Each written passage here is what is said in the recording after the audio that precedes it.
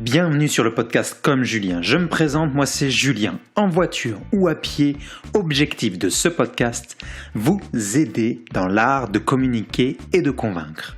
Pour info, je diffuse toutes les semaines une newsletter gratuite incluant 3 trucs cool que j'ai trouvés ou explorés dans la semaine.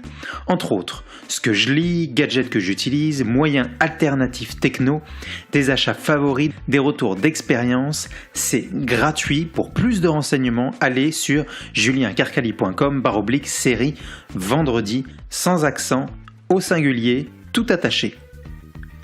Voici le sujet du jour. Prise de parole, le meilleur moyen pour développer ses affaires. Mes invités du jour sont Mélissa Lapierre et Nicolas Harton. Consultez juliencarcali.com/25 pour approfondir ce dont nous allons discuter durant cet épisode et le partager avec quelqu'un de votre entourage. Voici une courte biographie de mes invités. Mélissa a toujours été en affaires, dans l'immobilier, avec sa propre compagnie de théâtre, ou encore comme animatrice pigiste. Elle est aujourd'hui cofondatrice avec Nicolas de Communication Futée qui aide les entreprises à prendre la parole de façon percutante pour propulser leurs affaires. Elle est depuis toujours intéressée par la communication. Enfant, elle faisait déjà des émissions de radio et de télévision fictives. En fondant sa propre compagnie de théâtre, elle y a appris la rigueur argumentaire, la négociation, la persuasion. Quant à Nicolas, tout jeune, il était extrêmement timide et c'était problématique pour lui. Un jour, il découvre le théâtre et ça lui a permis d'éclore graduellement. Il a toujours été fasciné par les gens qui parlent devant des groupes de personnes, que ce soit des comédiens, des professeurs, des formateurs, des conférenciers, et j'en passe.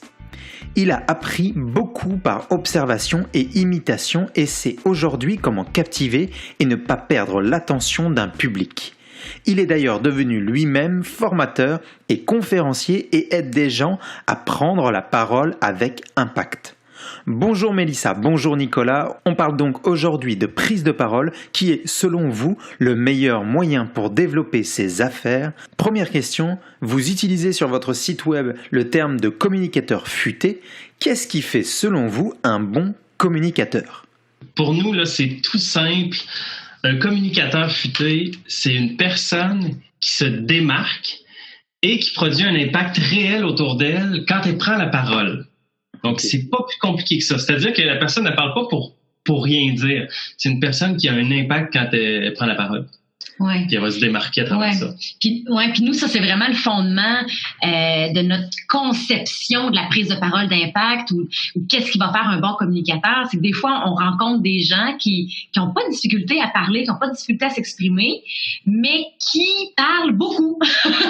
Ça part dans tous les sens. Trop, parfois, ça part dans tous les sens. Donc, oui, ils ont une certaine aisance à s'exprimer. C'est formidable, c'est merveilleux. Mais pour moi, la communication futée, être un bon communicateur, ça va plus loin que la simple qualité d'expression, c'est de livrer un message dans un but précis pour produire un impact, Nicolas l'a bien nommé, mais pour produire un impact réel pour les gens autour de nous. Quand on prend la parole, c'est pour dire quelque chose qui va faire une différence dans la vie de quelqu'un d'autre. Fait que pour nous, c'est ça, être un communicateur futé. Ouais. Et donc, il faut être organisé pour être un communicateur futé. Ok, oui. C'est drôle, pour la fille non organisée que je suis, je prône la communication futée. Mais oui, tu as raison, c'est vrai, c'est un bon point que tu nommes là. Il faut être organisé. Parler, on le fait spontanément comme on est en train de le faire là, mais il y a quand même une préparation derrière. Ouais. On a discuté de certaines questions qu'on allait aborder ensemble avec toi aujourd'hui, Julien. Donc, on s'est préparé, on s'est fait une tête sur les éléments qu'on voulait aborder dans l'entrevue aujourd'hui parce qu'on veut que ça ait un maximum d'impact pour les gens. Donc, oui, ça implique la préparation, ça implique de penser à ses idées. Qu'est-ce qu'on veut dire? Pour qui on veut le dire? Comment? Avant de prendre la parole. Ça demande de la structure. Ouais. Ça demande de la structure. Ça demande la structure, d'accord. Et selon vous, quels outils sont à privilégier justement pour avoir une bonne communication? Les outils, écoute, vers où on s'en va avec ça? Ouais, c'est ça, il y a comme plein de choix qu'on peut prendre, là. Il y a plein d'outils, évidemment, pour structurer le message, pour bâtir le message à la base. Fait que des outils d'organisation, des outils de pensée. Parce que, comme Mélissa l'a dit tantôt, mais des outils qui nous amènent à penser à à certains éléments de base, comme par exemple, à qui est-ce que je vais m'adresser, dans quel contexte est-ce que je vais prendre la parole, c'est quoi mon objectif, c'est quoi l'objectif de ma parole, donc quel résultat je veux atteindre en prenant la parole dans ce contexte-là. Donc, c'est tous des éléments qui nous amènent à y réfléchir d'avance. Nous, on appelle ça le code. Oui, le code, c'est contexte, objectif, destinataire. Okay. C'est trois questions essentielles à se poser avant même de commencer l'élaboration d'une présentation, quelle qu'elle soit.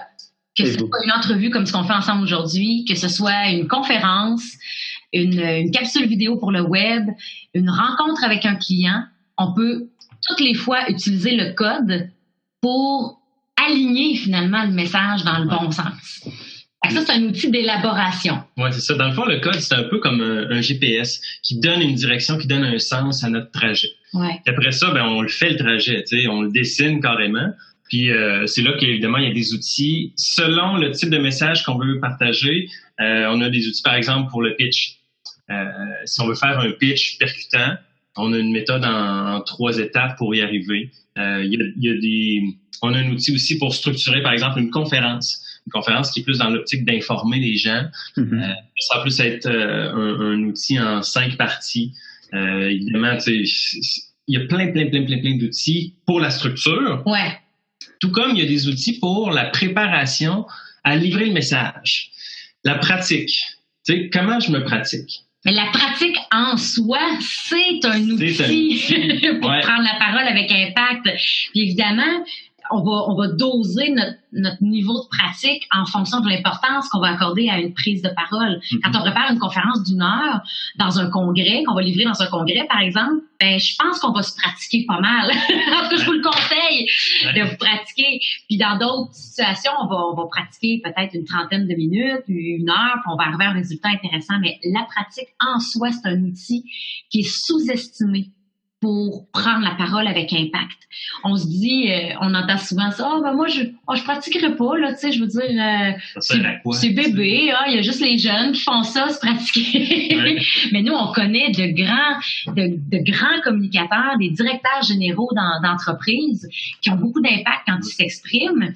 D'ailleurs, c'est ça, j'ai une de mes clientes, un peu dans ce que tu étais en train de dire, j'ai une de mes clientes qui, à un moment donné, m'avait raconté qu'à l'époque où elle était employée, parce que maintenant, elle a sa propre entreprise. Mais à cette époque-là, son directeur général, qui était son boss finalement, était reconnu comme étant quelqu'un de très charismatique, quelqu'un qui avait beaucoup d'impact quand il prenait la parole, autant auprès de ses employés que de ses membres de CA et tout ça. Et les gens pensaient de lui que c'était un naturel, qui était né comme ça, que ça avait toujours été facile pour lui. C'est la perception qu'il en avait de lui. Mais ce que les gens ne savaient pas, c'est qu'au bureau, sa porte était tout le temps fermée parce qu'il était toujours en train de pratiquer. Il répétait son message, il pratiquait ses présentations pour ses employés, ses membres de CA, ses partenaires. Toutes ces situations-là, il les pratiquait plusieurs fois. Ouais. Puis ça, c'est ce qui se passait en coulisses, que les gens voyaient pas, mais qui faisait en sorte qu'il y avait autant d'impact quand il arrivait devant les gens. Ouais. Dites-vous, souvent, là, quand on voit un communicateur qui nous inspire, quelqu'un qui est vraiment bon, la majorité du temps, je serais prête à mettre ma main au feu, 98% du temps, il y a beaucoup de pratique derrière. Puis de l'expérience aussi. Moi, je dis souvent que pour bâtir sa confiance en prise de parole, il y a 4 étapes. La première étape, c'est la connaissance de soi. Parce qu'un bon communicateur va communiquer en fonction de qui il est, en fonction de ses forces, de ses qualités de communicateur. Puis on en a tous des qualités de communicateur, peu importe. Il n'y a pas un type de communicateur qui est meilleur qu'un autre. Le bon communicateur, c'est celui qui s'exprime en fonction de qui il est.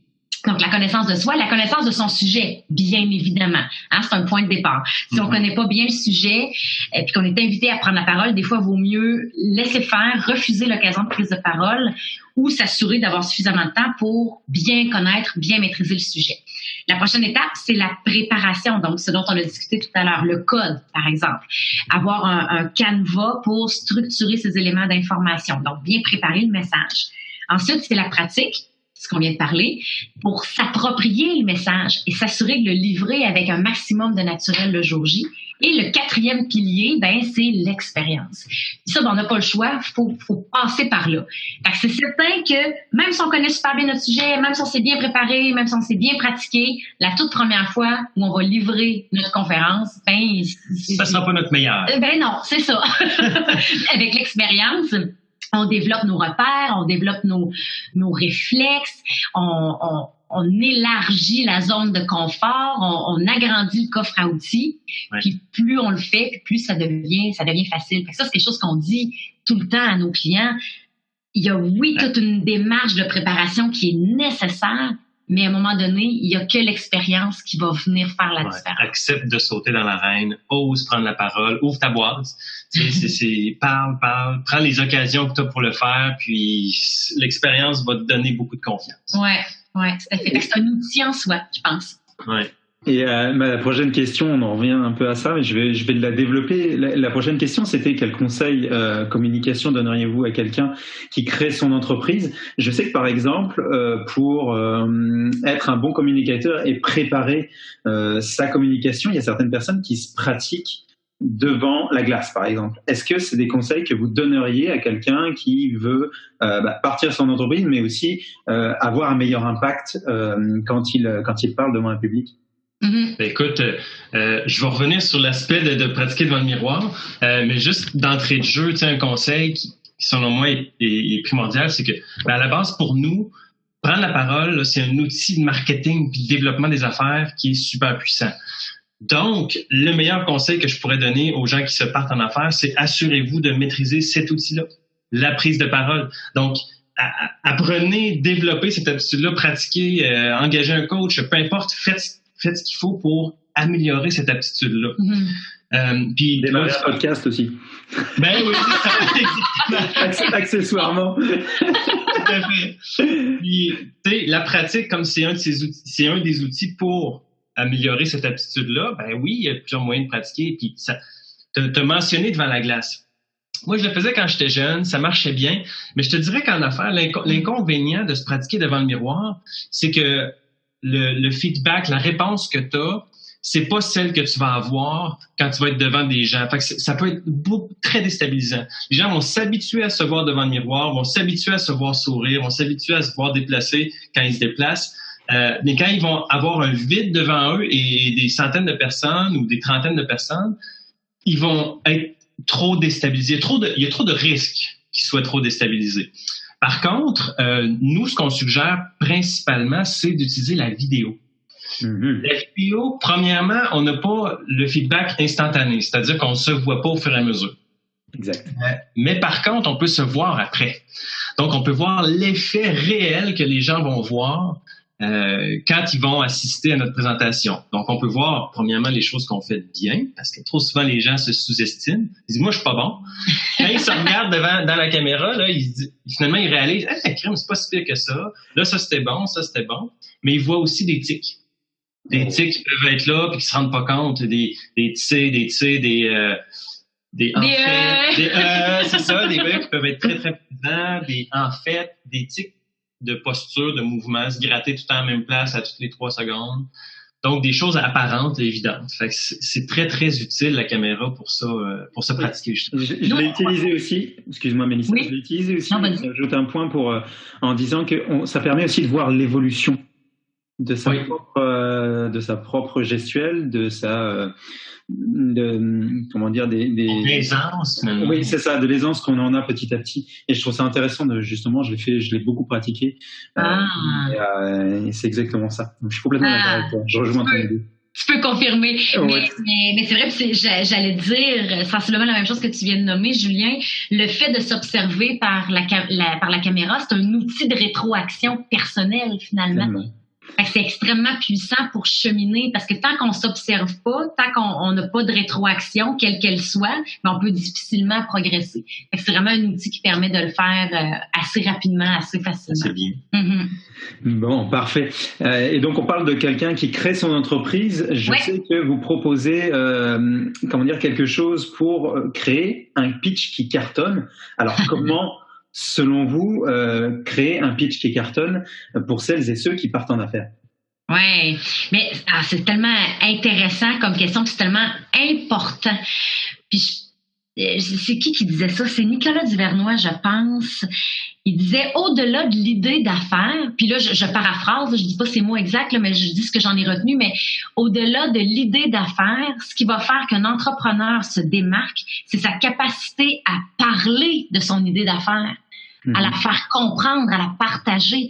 Donc, c'est essentiel dès le départ d'une entreprise, du moment où on développe notre idée d'affaires, notre produit, notre service, peu importe, il faut quasiment en même temps, je dis pas quasiment, non, il faut en même temps développer le message qui va nous permettre de communiquer ce produit-là, ce service-là qu'on est en train de développer. Ça va avec. Fait que c'est absolument essentiel. Fait qu'on parle de pitch. Il y a toutes sortes de définitions de pitch, toutes sortes de façons de structurer un pitch. Nous, on ramène ça assez simplement à 3 grands principes directeurs. Qui viennent après avoir pensé au code. Oui, toujours. Le code est toujours important. Donc, dans un pitch particulièrement, là, tu vas faire un pitch, il faut absolument que tu te demandes dans quel contexte ça va se passer, ce pitch-là. Il faut absolument que tu te demandes c'est quoi l'objectif que tu veux atteindre avec ton pitch. Puis, il faut absolument que tu te demandes à qui est-ce que tu vas t'adresser si tu veux qu'il y ait l'impact. Totalement, parce que un pitch, tu peux l'adresser à des investisseurs financiers potentiels. Donc là, ton but, c'est d'aller chercher un partenaire qui va s'investir financièrement avec toi. Fait que c'est certain que l'angle que tu vas donner à ta présentation ne sera pas du tout le même que si tu cherches un client, par exemple, si tu t'adresses à un client potentiel. Parce que l'intérêt et les enjeux du destinataire, donc l'investisseur financier versus le client, sont complètement différents. Donc, c'est extrêmement important d'adapter le message en fonction de ces conditions-là. Puis ensuite, les 3 principes directeurs pour structurer un bon pitch. Le premier, évidemment, capter l'attention. Parce que ça sert absolument à rien de structurer le meilleur message au monde si on réussit pas à avoir l'attention des gens à qui on s'adresse. Puis un pitch, très souvent, ça se fait en vidéo. Je pense à des concours de pitch, là, par exemple, pour des entrepreneurs qui démarrent, qui veulent obtenir du financement ou des subventions, participent à des concours. La majorité des cas, ce qu'on voit, c'est soumettez-nous votre pitch en capsule vidéo. 1 minute, 1 minute et demie. Clairement. Donc, il faut être capable de capter l'attention très, très rapidement, sinon les gens décrochent. Puis en vidéo, je lisais dernièrement des statistiques, là, genre qu'en 1 seconde, les gens accrochent ou décrochent. C'est très rapide, ouais. C'est fou, ça. Donc, il faut réussir en 1 seconde à faire quelque chose. Pour capter l'attention. Ouais. Nous, évidemment, on propose des outils pour y arriver, comme par exemple poser des questions pour interpeller les gens à qui on s'adresse. C'est une très bonne formule qu'on voit souvent, mais qui fonctionne très, très bien. Ou d'adresser une problématique qu'on sait que nos clients potentiels à qui on s'adresse vivent. Donc là, on les interpelle parce qu'ils vivent cette réalité-là, donc ils cherchent une solution à leurs problèmes, par exemple. Très souvent, ce qu'on peut voir, c'est raconter une histoire, une anecdote aussi. Ça interpelle les gens. Ce sont des outils, Non, c'est une statistique marquante aussi. Ouais. Ça peut être quelque chose qui capte l'attention. Effectivement. Ça, c'est le premier principe, capter l'attention. Le deuxième, c'est de faire valoir l'unicité de l'approche ou de l'idée ou de l'entrepreneur. Puis, il ne faut pas oublier que dans la majorité des cas, principalement dans les entreprises de services, les gens, ce qu'ils achètent, c'est l'entrepreneur, c'est la personne. C'est pas tant le produit, c'est pas tant le service. Donc, c'est pour ça que nous, on dit souvent « ouvre ta boîte », puis « ose prendre la parole », « ose partager ton histoire », parce que comme entrepreneur, c'est la seule façon de te distinguer réellement. Parce que c'est unique à toi. Oui. Exact. Ce qui t'amène à te distinguer, c'est unique, c'est toi. Ouais. Il n'y a personne qui a la même histoire que la tienne. Il n'y a personne qui a les mêmes motivations que toi à faire ce que tu fais. Fait que s'il faut que les gens sachent c'est quoi tes motivations. Fait que, en tout cas, nous, ça, c'est un des moyens qu'on propose aux gens d'utiliser pour faire valoir leur unicité, faire valoir leur projet. Puis évidemment aussi, il y a cet aspect-là, mais il y a aussi de parler en termes de bénéfices pour tes destinataires. Fait que qu'est-ce qu'eux vont en retirer aussi? Ouais. C'est très, très important parce que, je veux dire, eux autres, là, ils se disent tout le temps « What's in it for me ?» Version anglaise qui veut dire qu'est-ce que je vais en retirer, moi, de ça? Qu'est-ce que j'ai comme avantage à t'écouter dans ça? Fait qu'il faut amener les choses qui vont être pertinentes et importantes pour eux. Donc, il faut se mettre dans leurs souliers, il faut réfléchir comme si on était dans leur tête, puis c'est quoi qu'ils veulent entendre. C'est pour ça que de connaître le destinataire, c'est tellement important. Puis par exemple, c'est ça, si on s'adresse à un investisseur financier, ben lui a des intérêts financiers. Il veut que son placement, son investissement soit rentable. Donc, il faut aborder ces termes-là quand on s'adresse à un investisseur financier. Parler d'argent. Parler d'argent, ben oui, exact, c'est ça qui l'intéresse. Ça, c'est juste pour donner un angle, un exemple. Si on s'adresse à un client potentiel, ben le client, de quoi il a besoin? C'est quoi le problème qu'il cherche à résoudre ou c'est quoi le désir qu'il cherche à réaliser, à accomplir? Il faut adresser ça dans notre présentation, dans notre pitch. Il faut arriver à le faire rapidement parce que très souvent, quand on parle de pitch, on parle de temps limité. On parle souvent d'une minute et demie, 2 minutes. On a peu de temps. 5 minutes, mais ça reste limité quand même. Exact. Donc voilà, troisième principe maintenant, inciter à l'action. On veut pas que ça reste lettre morte, ce qu'on vient de dire, c'est ça, parce qu'on a un objectif à faire un pitch, on souhaite atteindre un résultat, on souhaite qu'il se passe quelque chose à la fin de cette présentation-là. Donc, c'est important d'être clair sur l'action qu'on veut que les gens fassent. Donc, si on s'adresse à un investisseur financier, par exemple, de dire clairement, aujourd'hui, je suis ici pour vous proposer un investissement financier de l'ordre de 50 000 $ en échange de 40 % de mon entreprise, par exemple. C'est formule les dragons, là, ce que j'ai dit. C'est un appel à l'action qui est clair. Et idéalement, en choisir juste un. Ça, des fois, les gens vont dire, vous pouvez aller voir mon site web, vous pouvez aussi vous abonner à mon infolette, puis vous pouvez aussi aller chercher telle affaire, puis je peux aussi vous rencontrer. Là, on perd les gens à qui on s'adresse. Donc, faire un choix précis sur un appel à l'action très clair, on a de meilleures chances de succès dans ces conditions-là. Ouais, le taux d'atteinte là, de l'objectif est inversement proportionnel au nombre de choses qu'on propose de faire à la fin. Plus on propose de choses à la fin, moins il y a de chances que ça marche. Oui, effectivement. Et pour un pitch d'entreprise, est-ce qu'à votre avis, quand on crée par exemple une première entreprise, est-ce qu'il faut le retravailler régulièrement? Au début, je pense que oui.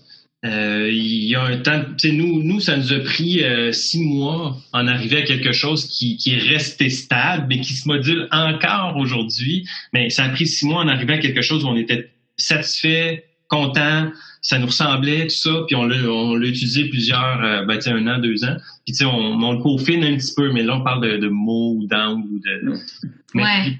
Mais en fait, on part avec une base, un message qui est clair, qui est bien pensé, puis on l'adapte en fonction des destinataires. Je reviens encore à ça, mais selon les gens à qui on s'adresse, on module, bien évidemment.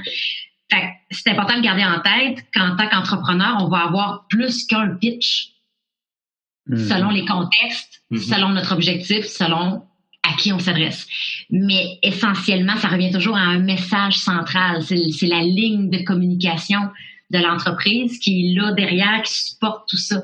Fait que très souvent, avant même de commencer l'élaboration d'un pitch, puis nous, c'est beaucoup là-dessus qu'on accompagne les entrepreneurs, ceux qui sont en démarrage particulièrement, mais à définir leur motivation profonde. Ce qui les amène à faire les choses, pourquoi ils démarrent cette entreprise-là. Quel est le fil conducteur, quelle est leur volonté.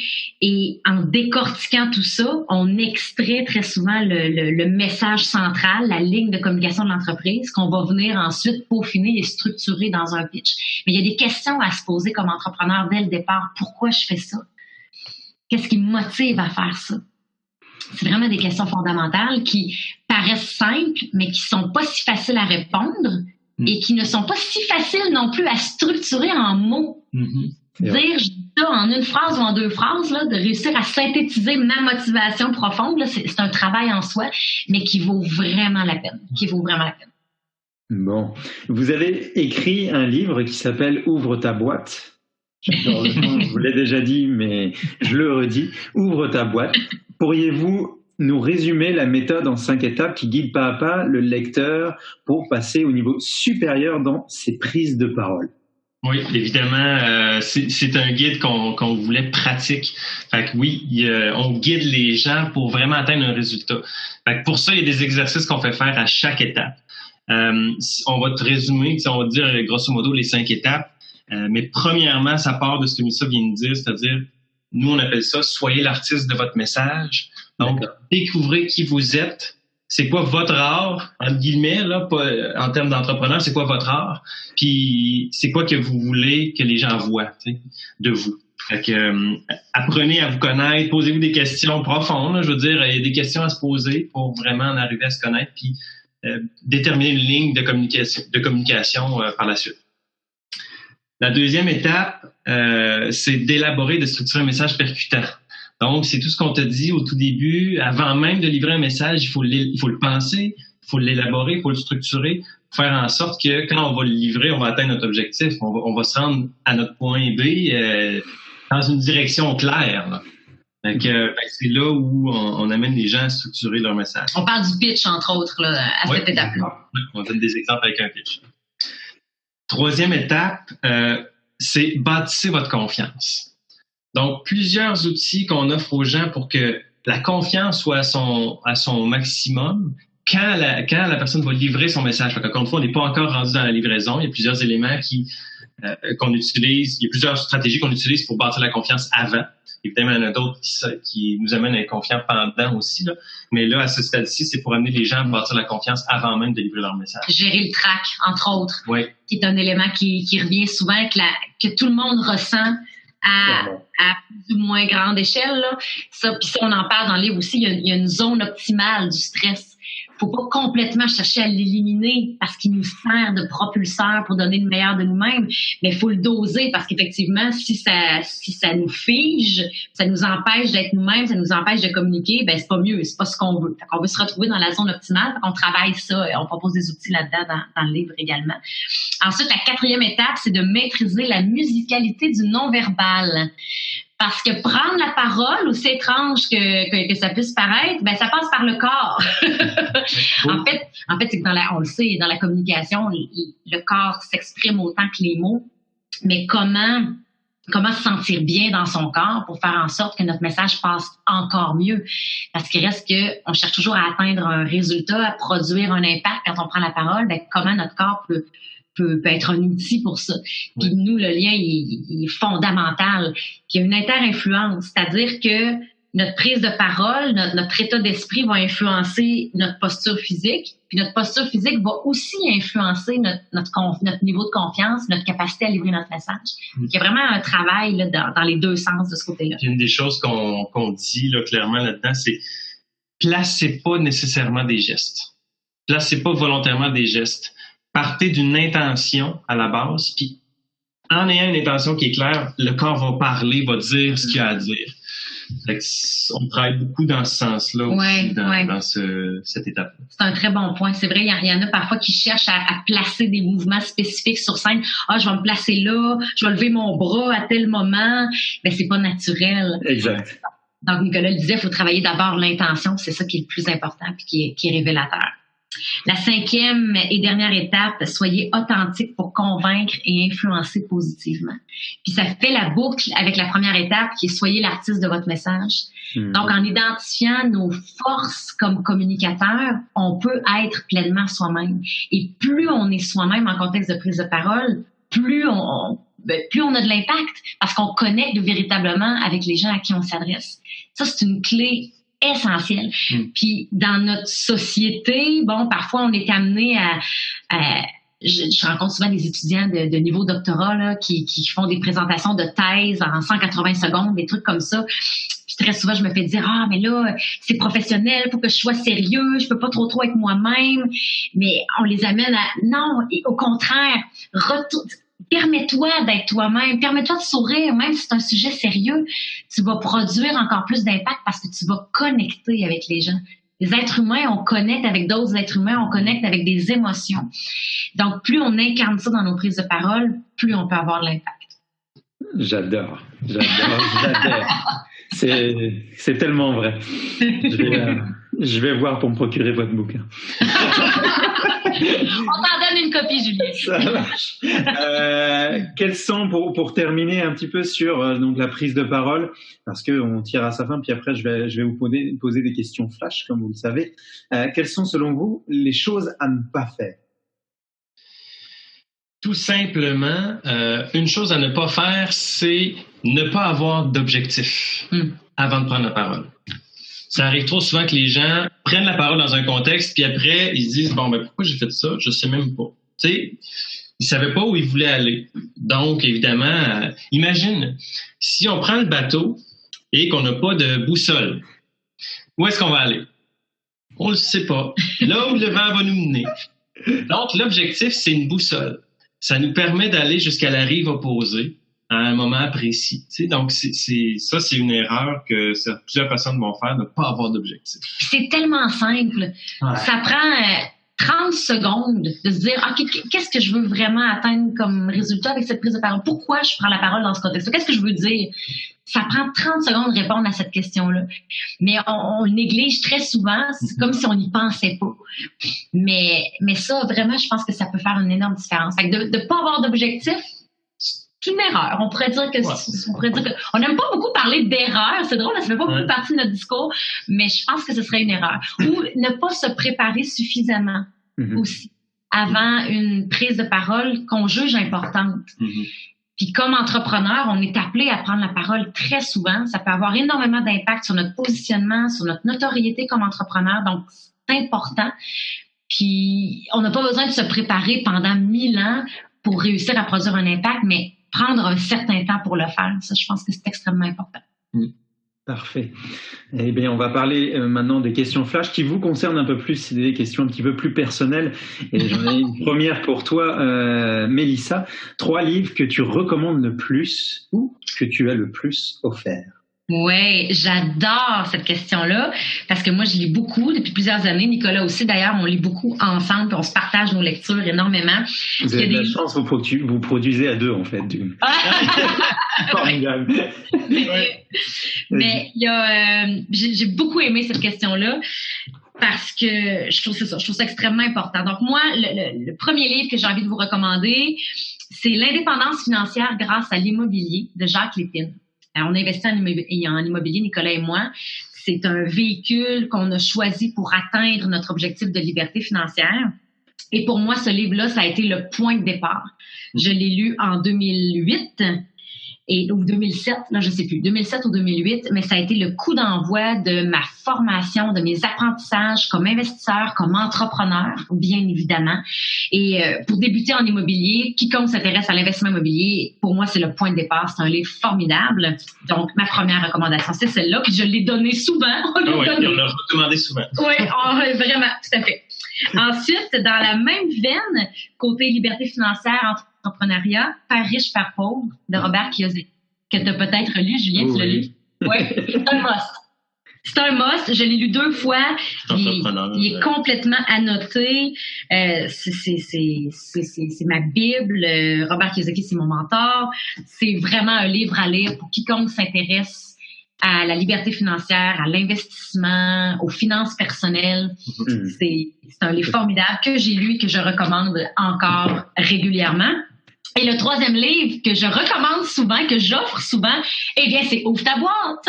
Ah! Que je recommande, bien sûr, à tout entrepreneur qui a à prendre la parole pour propulser ses affaires. Et ce sont qui les auteurs? C'est Mélissa et Nicolas, c'est nous. Mélissa, Nicolas, on l'a écrit l'an dernier, ce livre-là. Ça fait 1 an maintenant. En fait, le 30 mai, ça fait 1 an que le livre a été lancé officiellement. Oui. Bon, formidable.